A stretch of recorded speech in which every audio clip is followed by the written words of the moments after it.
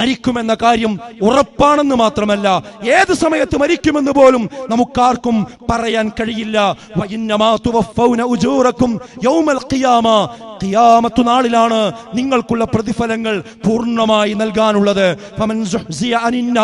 അവിടെ വെച്ച് നരകത്തിൽ നിന്ന് ആര് രക്ഷപ്പെടുന്നുവോ, സ്വർഗത്തിൽ പ്രവേശിക്കപ്പെടുകയും ചെയ്തവരാരോ ഫഖദ് ഫാസ്, അവൻ വിജയിച്ചിരിക്കുന്നുവെന്നാണ്. ഈ ലോക ജീവിതം എന്ന് പറയുന്നത് വഞ്ചിക്കുന്ന ഒരു വിഭവം മാത്രമാണ്. എന്തിനാണ് ഈ ദുനിയാവിൽ വന്നത് എന്ന കാര്യം നിങ്ങളെ മറപ്പിക്കുന്ന ഒരു ദുനിയാവാണിത്. അതുകൊണ്ട് അതിന്റെ പിന്നാലെ നിങ്ങൾ പോകരുത്. നിങ്ങൾ മരണശേഷമുള്ള ജീവിതത്തിന് ഒരുങ്ങാനുള്ള ഒരിടത്താവളമാണിത്. ഈ ജീവിതം നശ്വരമാണ്. അതുകൊണ്ട് ജീവിതത്തിന്റെ ലക്ഷ്യമെന്ന് പറയുന്നത് ഈ ലോകത്തല്ല, ഇതിന് ശേഷമുള്ള ജീവിതത്തിലാണ് എന്ന കാഴ്ചപ്പാട്.